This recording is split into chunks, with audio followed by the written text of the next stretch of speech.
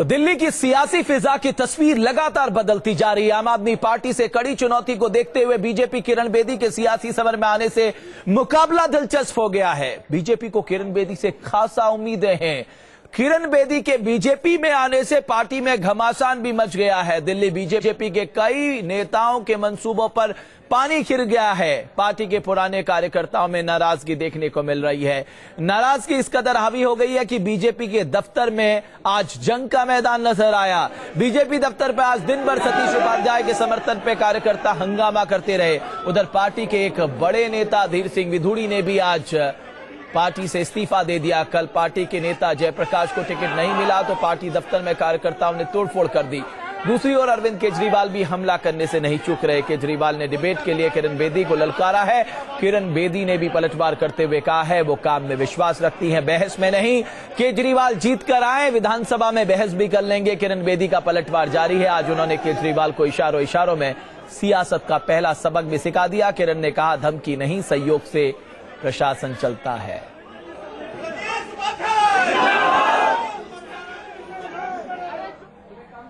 दिल्ली के चुनावी रण की तपिश दिनों दिन बढ़ती जा रही है। आम आदमी पार्टी जहां जीत का दम भर रही है, कांग्रेस भी खुद को रेस से बाहर नहीं बता रही। वहीं बीजेपी ने किरण बेदी को एक ऐसे हथियार के तौर पर इस्तेमाल कर रही है जो कि कई चुनौतियों का सामना अकेले दम पर कर सकती है। आखिर क्या है खासियत और क्यों बीजेपी ने किरण पर दाव खेला, देखिए रिपोर्ट। ये समय क्या डिबेट का है कि डिलीवरी का है? और डिबेट ही तो करना है अपने हाउस में। पहले जीत के आओ फिर डिबेट करेंगे। दिल्ली के सिंहासन पर कब्जे के लिए बीजेपी ने आखिरी वक्त में ऐसा दांव चला जिससे गैर ही नहीं अपने भी धराशायी हो गए। अगर कुछ गलत हुआ तो जिम्मेवारी मेरी। ये मेरा एटीट्यूड रहा है गवर्नेंस का। ऐसा ही एटीट्यूड रहेगा। लीडरशिप दूंगी, ईमानदारी की लीडरशिप दूंगी, नेकी की लीडरशिप दूंगी, त्याग की लीडरशिप दूंगी, निस्वार्थ होगी। किरण को कमान सौंपकर बीजेपी ने केजरीवाल की काट ढूंढी है। मकसद दिल्ली में केजरीवाल इफेक्ट को कम करना है और इसलिए आम आदमी पार्टी में हड़कंप मचा हुआ है। गलती इंसान से ही होती है। हम मानते हैं हमने गलती की है, लेकिन गुनाह नहीं किया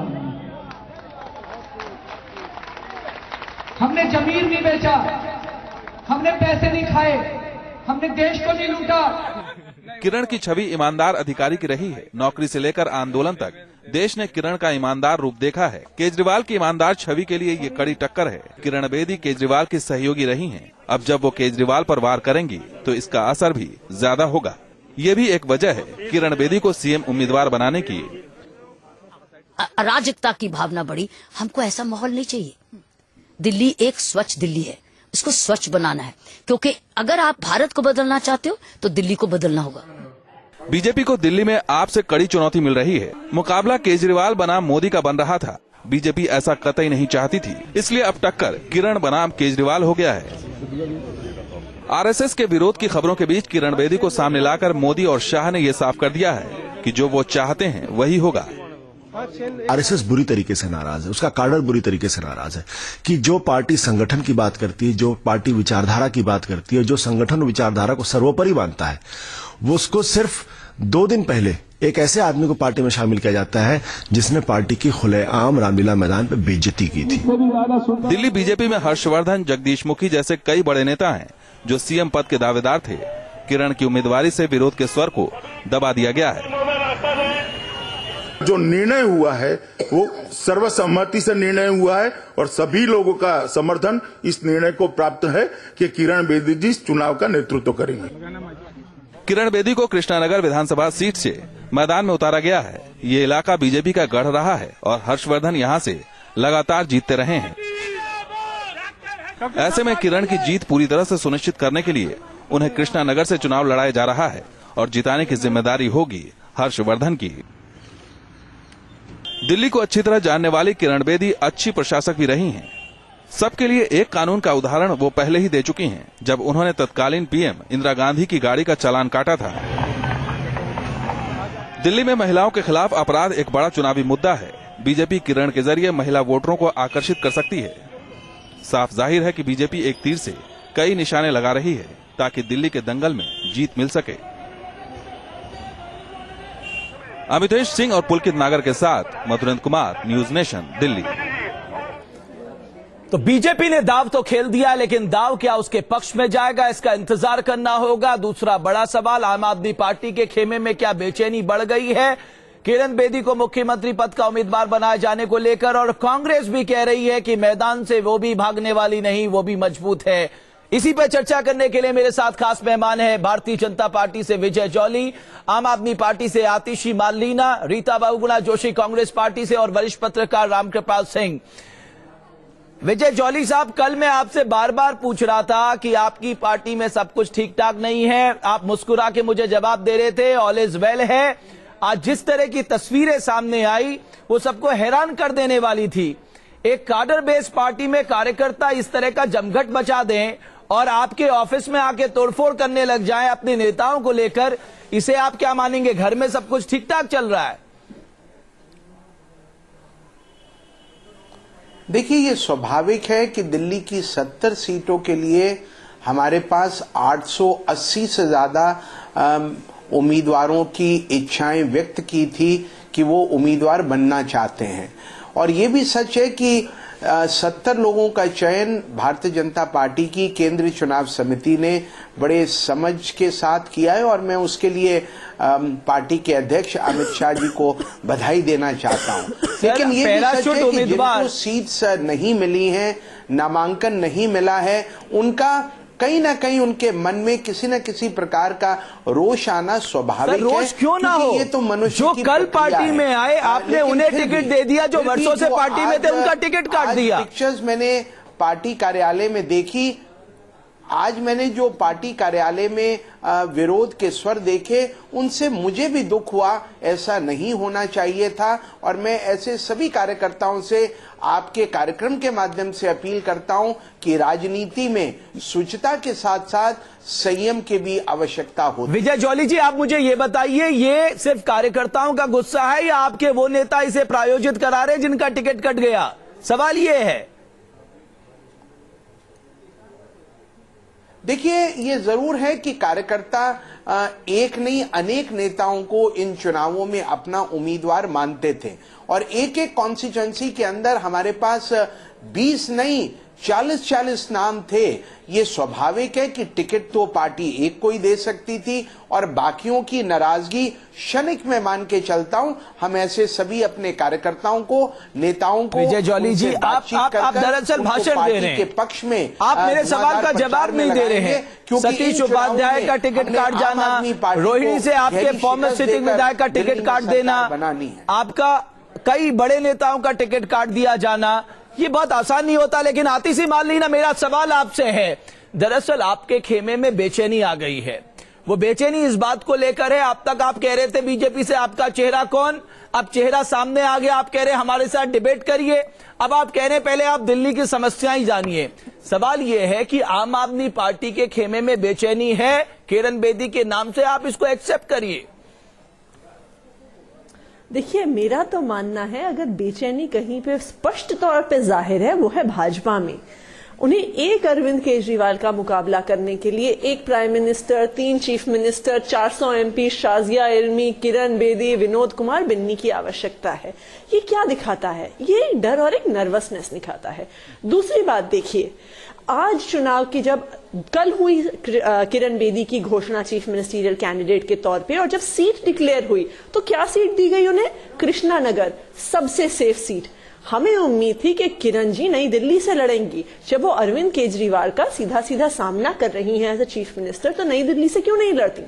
तीसरी बात, इस सब के बाद जब आम आदमी पार्टी के नेता अरविंद केजरीवाल उन्हें एक पब्लिक बहस के लिए बुलाते हैं, पहले उन्होंने कल हाँ बोली और आज पलटकर ना बोल दी, तो डर कौन रहा है? स्पष्ट तौर पे भाजपा डर रही है, किरण बेदी जी डर रही हैं।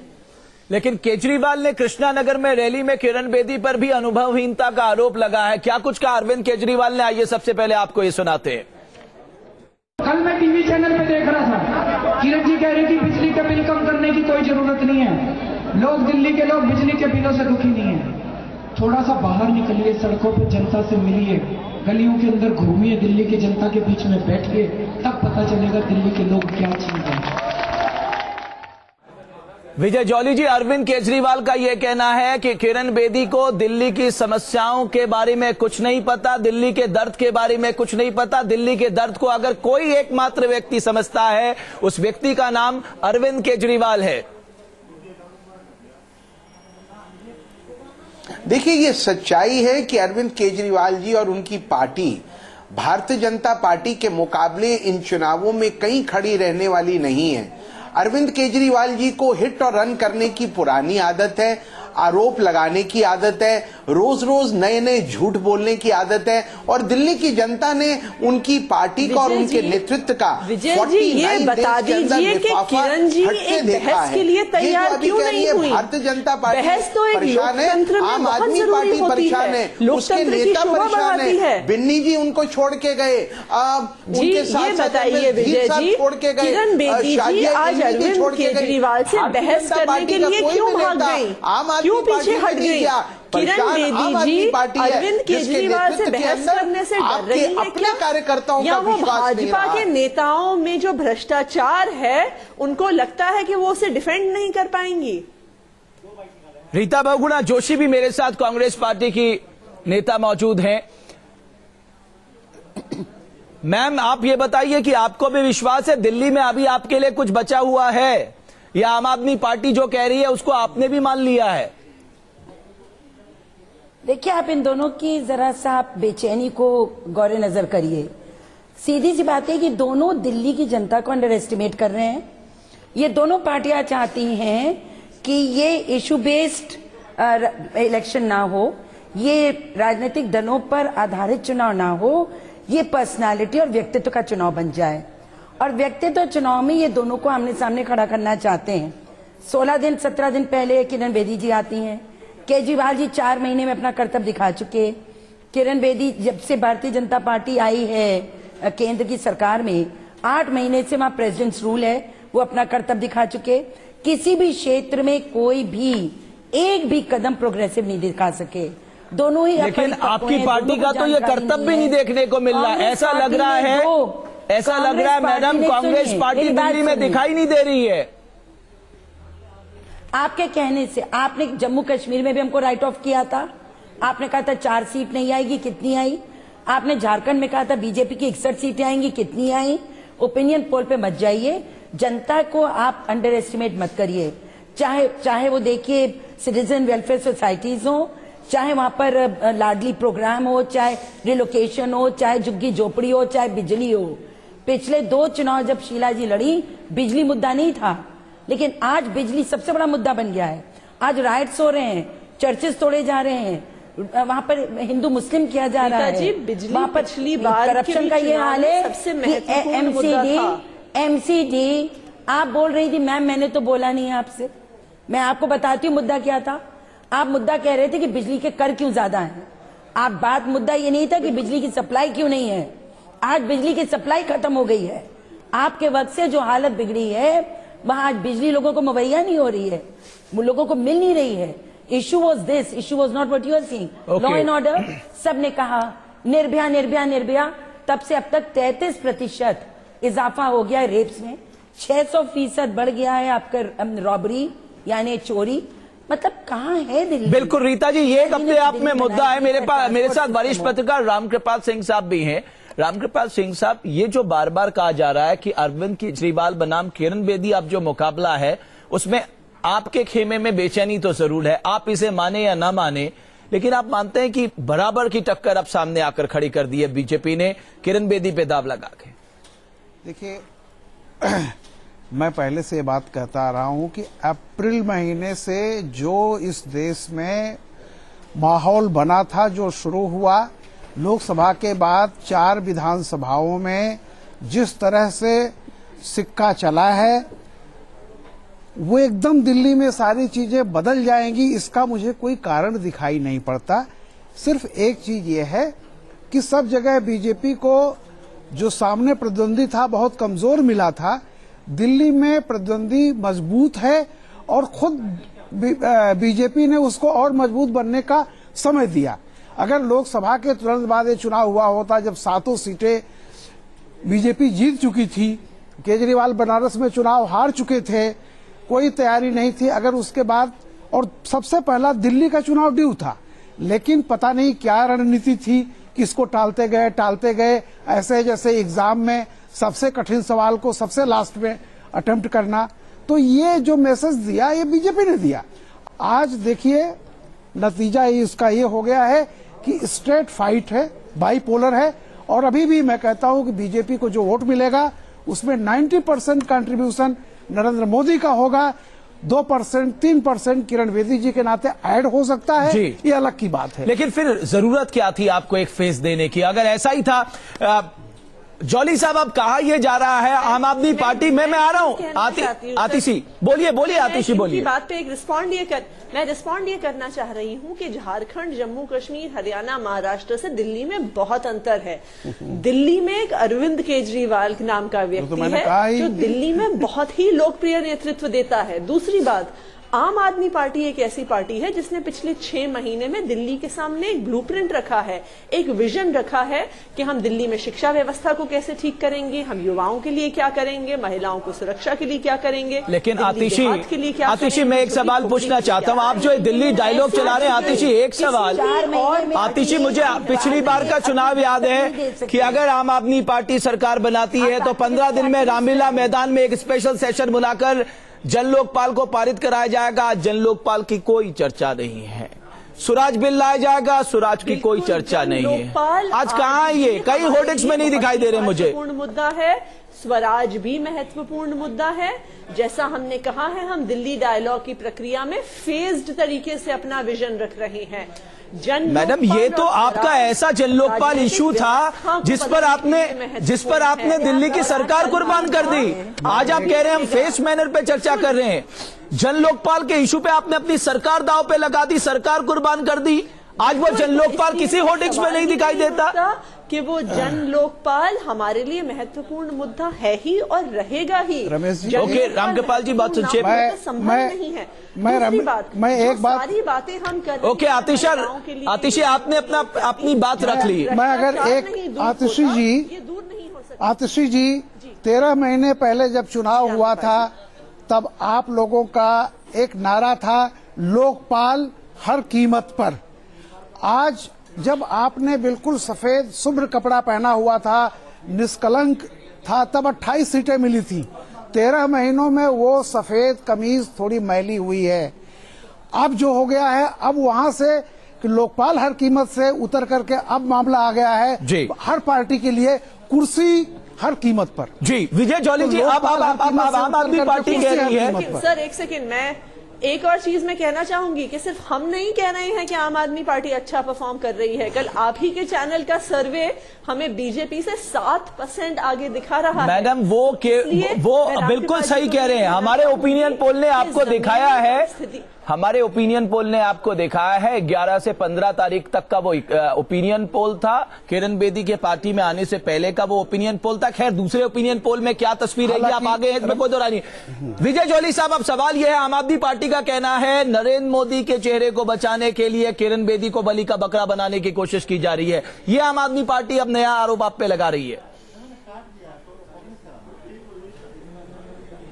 देखिए, जब तक किरण बेदी जी अन्ना हजारे जी के साथ रहें, केजरीवाल जी के साथ रहें, तब तक तो वो सर्वविदित ऑल एक्सेप्टेबल चेहरा है।